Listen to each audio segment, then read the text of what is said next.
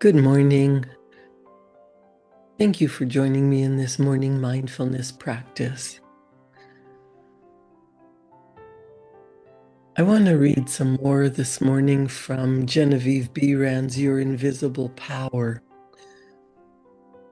And she talks about visualizing, really knowing what you want, imagining you're already in the spirit of the wish fulfilled, and then going out and acting as if it's already yours. Taking action on new inspiring ideas that you receive when you're calm and quiet and you're thinking from the wish already fulfilled. You're where you want to be. Imagine something that you truly desire, something you've always wanted, a wish that's in your heart, a hope that you have that someday this is going to happen. Just picture yourself already there. What would it be like? Why do you want it so badly? People say, I really want this, but oftentimes they want the opposite of the current circumstances that they find themselves in, or they spend so much time dwelling on past hurts that they can't move forward.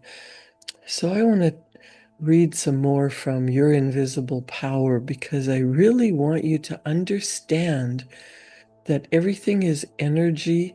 You don't have to remain stuck in negative feelings or think that you are chained to the past, or predict that your future is going to happen because of what has taken place so far. I want you to free your mind and just spend the next half hour with me, enjoying some quiet time, some peace and calm, and opening your mind to some new ideas that could really change the direction of your life. In Your Invisible Power, Genevieve Behrend explains how she earned $20,000 in the 1920s, I believe it is, maybe 1930s, to go and work with the great Thomas Troward, who wrote the Edinburgh Lectures and the Dorey Lectures. And one of the paragraphs that she memorized from Thomas Troward from the Dorey Lectures is, my mind is a center of divine operation.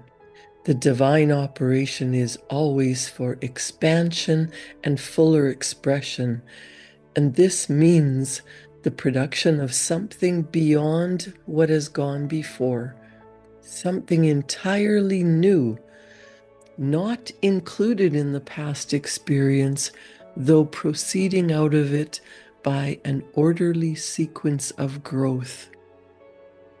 Therefore, since the divine cannot change its inherent nature, it must operate in the same manner with me.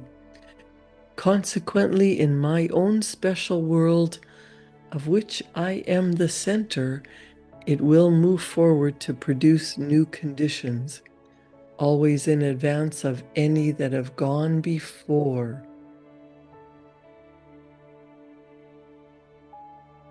Each of us is the center of our own life. Everything that happens to us, what is the common denominator? That it has become part of our experience, what we each take in and what we interpret and perceive.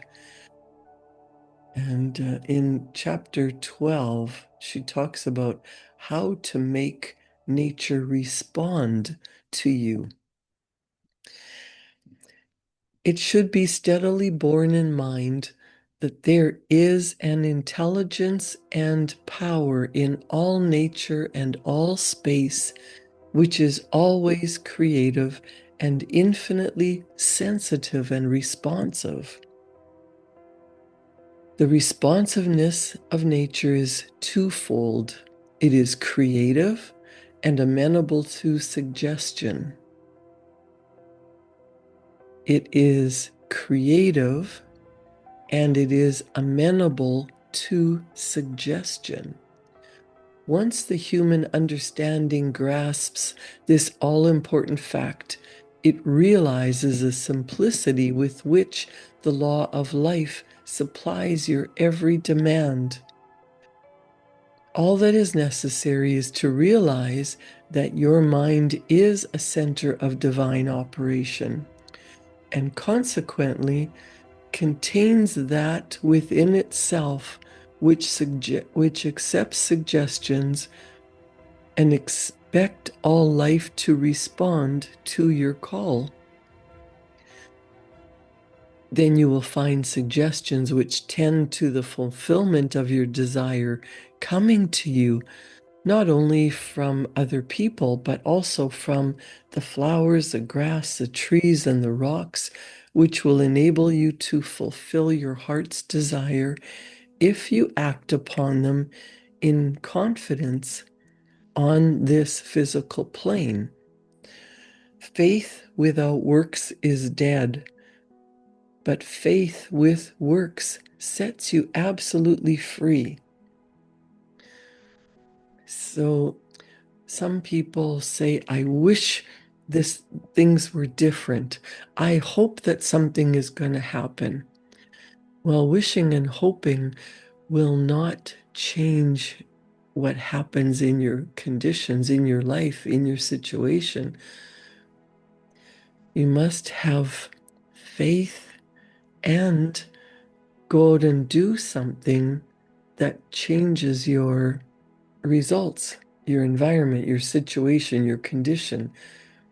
You cannot wish and hope and then sit back and do nothing. You must act with faith that the universe, the intelligence, the power, the source energy, God within you, whatever you believe is controlling your life, the universe. I believe that there is one true God. And when I pray, I believe that what I truly desire will manifest in my life in the right time, in the right place, in the right order, if it's meant for me. What do you believe?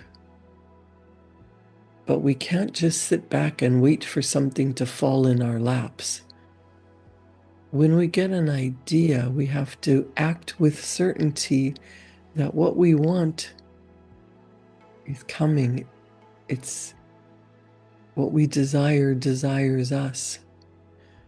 And as you go out and do your purposeful work or take action on a hunch that you receive through your intuition, or you believe that your higher version of you is talking to you, or that you get your instinct to do something different, maybe opposite of the way you've been doing things.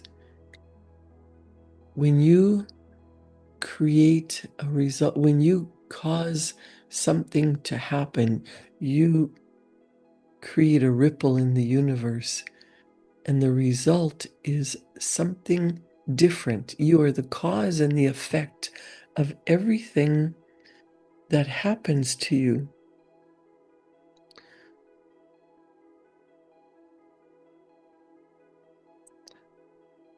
The thought form of what you want is already yours.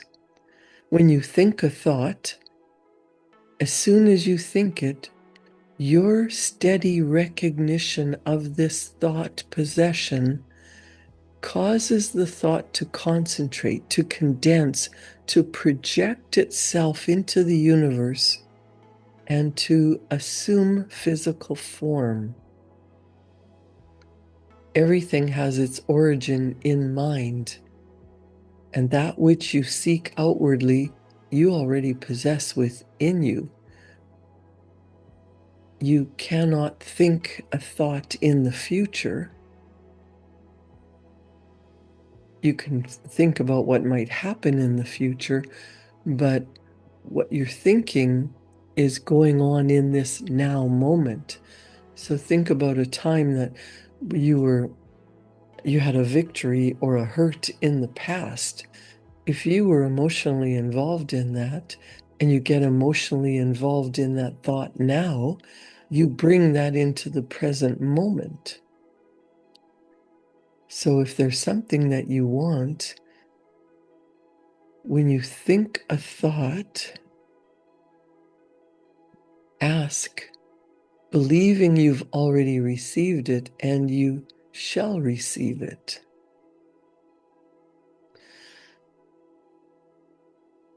Genevieve talks about faith with works, and she gives an example of what it has accomplished. She gives an example of Tyson, the great Australian millionaire, and he had an idea, the suggestion to make the desert land of Australia blossom as the rose. That came to him from a modest little Australian violet while he was working as a bushman for something like 3 shillings a day. Tyson used to find these friendly little violets growing in certain places in the woods. And something in the flower, something in the little violet flower touched something akin to itself in the mind of Tyson. He would sit on the side of his bunk at night and wonder how flowers and vegetable life could be given an opportunity to express themselves in the desert land of Australia.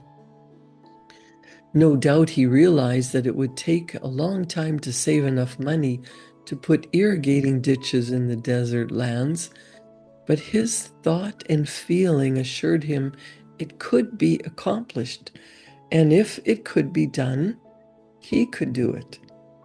If there was a power within himself which was able to capture the idea, then there must be a responsive power within the idea itself, which could bring itself into a practical, physical manifestation. Think about that. What do you desire? What do you think about? What do you visualize? If you have a thought, an idea, wouldn't that be nice? What would it be like to live in my dream home? What purposeful work do I really want to do? What would that mean to society? If there is a responsive power within the idea itself, couldn't that bring itself into a practical physical manifestation in your life if you really thought about it long enough? Not about all the excuses and the reasons that it can't happen and all the problems that you would face, but Tyson resolutely put aside all questions as to the specific ways and means which would be employed in bringing his desire into physical manifestation, and simply kept his thought centered upon the idea of making fences and seeing flowers and grass where none existed at the time. This was all in his imagination. He visualized it. Since the responsiveness of productive creative power is not limited to any local condition of mind, his habitual meditation and mental picture set his ideas free to roam in infinitude and attract to themselves other ideas of a kindred nature. Therefore, it was not necessary for Tyson to wait until he had saved from his 3 shillings a day enough money to irrigate the land to see his ideas and desires fulfilled, for his ideas found other ideas in the financial world which were attuned in sympathy with themselves, and doors of finance were quickly opened. You have no idea where the money is going to come from. You just focus on what you would prefer, what you would love to create. What would that be like?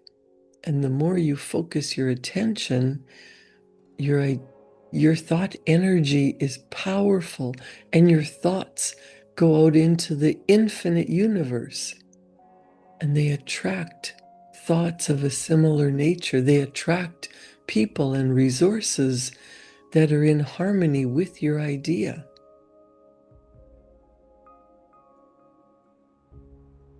Genevieve Behrend writes, all charitable institutions are maintained upon the principle of the responsiveness of life.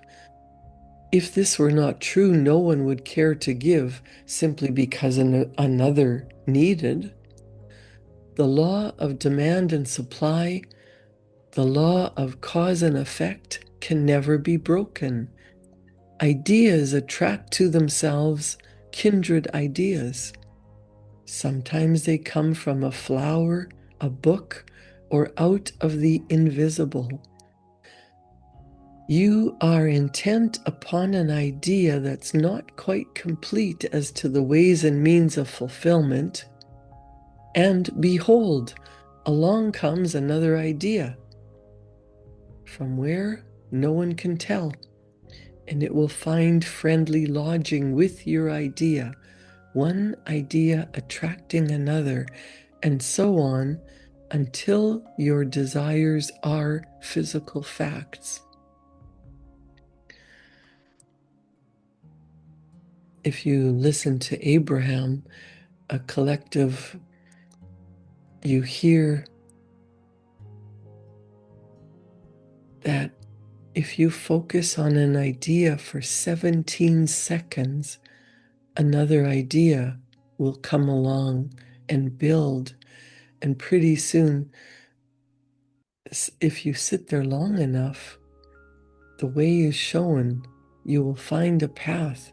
You become what you desire.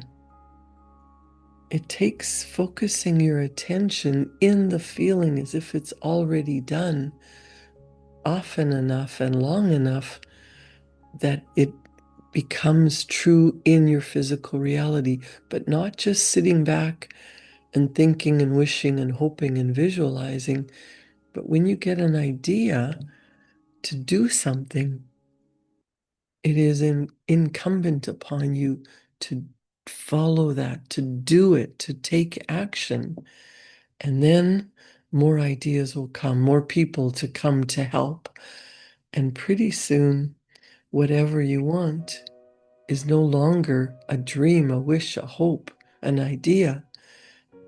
It's put together to become your physical reality. What do you want? Genevieve writes, you may find the necessity for improvement in your finances and wonder how this increase is to be brought about when there seems suddenly to come from within and the idea itself, the realization that everything, even money, had its birth in thought, and your thoughts turned their course.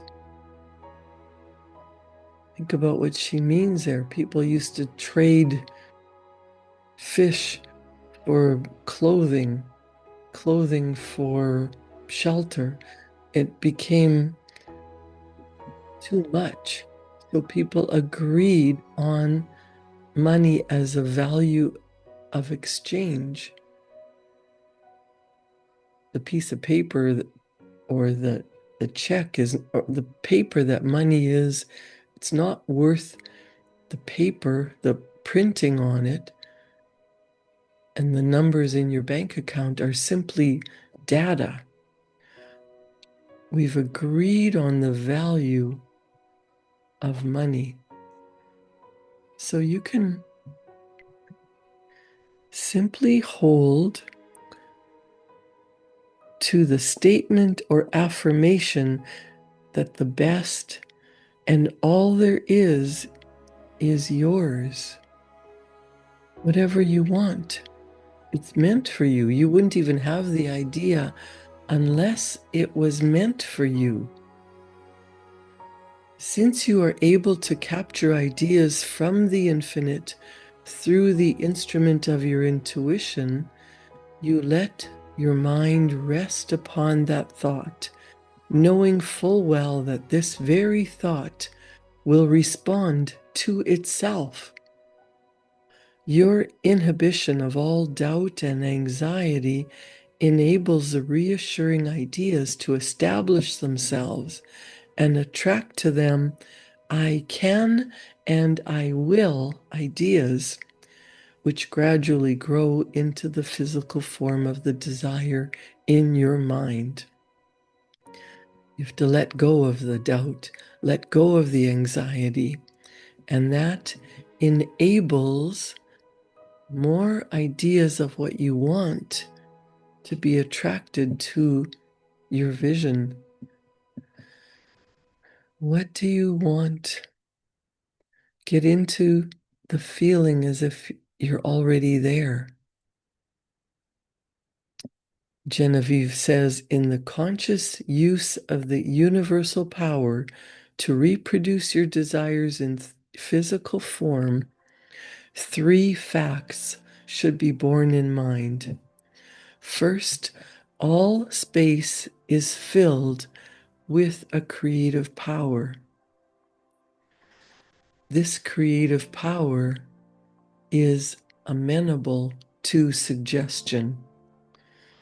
And third, it can only work by deductive methods.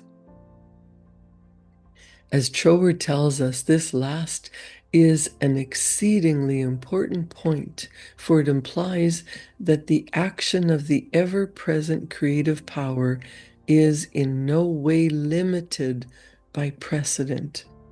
It works according to the essence of the spirit of the principle. In other words, this universal power takes its creative direction from the word you give it. Once mankind realizes this great truth, the character with which this sensitive reproductive power is invested becomes the most important of all his considerations. It is the unvarying law of creative life principle that as a man thinketh in his heart, so is he. If you realize the truth that the creative power can be to you only what you feel and think it to be, it is willing and able to meet your demands. Troward says, if you think your thought is powerful, your thought is powerful. As a man thinketh in his heart, so is he, is the law of life. And the creative power can no more change this law than an ordinary mirror can reflect back to you a different image than the object you hold before it. As you think, so are you does not mean as you tell people you think, or as you would wish the world to believe you think. It means your innermost thoughts, that place where no one but you knows. None can know the Father save the Son, and no one can know the Son but the Father. Only the reproductive, creative spirit of life knows what you think until your thoughts become physical facts and manifest themselves in your body, your brain, or your affairs. Then everyone with whom you come into contact may know, because the Father, the intelligent creative energy which hears in secret your most secret thoughts, rewards you openly, reproduces your thoughts in physical form. As you think, that is what you become, should be kept in the background of your mind constantly. This is watching and praying without ceasing. And when you are not feeling quite up to par physically, pray.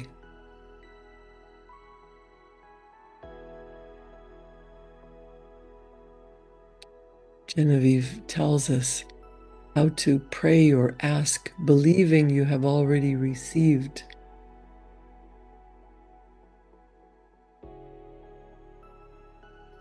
She says, the greatest mental scientist the world has ever known, Jesus Christ, the man, said that all things are possible unto you.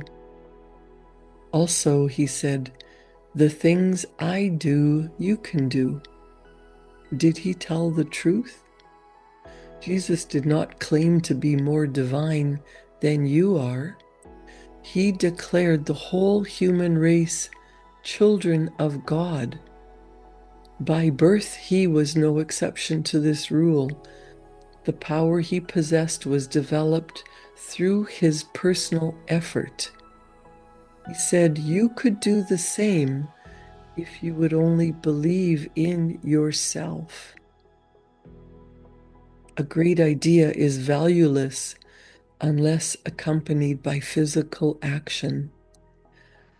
God gives the idea, and man works it out upon the physical plane. All that is really worthwhile is contentment. Self-command alone can produce it. The body and soul are one. Contentment of mind is contentment of soul, and contentment of soul means contentment of body. If you wish health and wellness, watch your thoughts, not only of your physical being, but your thoughts about everything and everyone. With your will, keep your thoughts in line with your desire and outwardly act in accordance with your thoughts, and you will soon realize that all power, both over thoughts and conditions, has been given to you.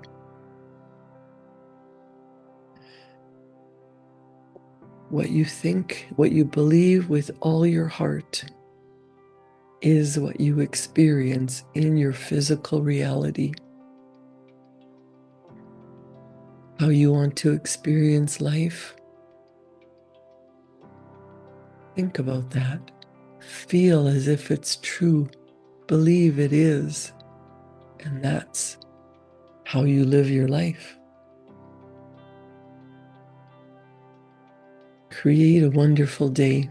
Thank you for joining me in this morning mindfulness practice. Enjoy your day. Use your contented mind to bring into your experience what you truly desire. And I'll see you back here tomorrow morning at 7. Thank you.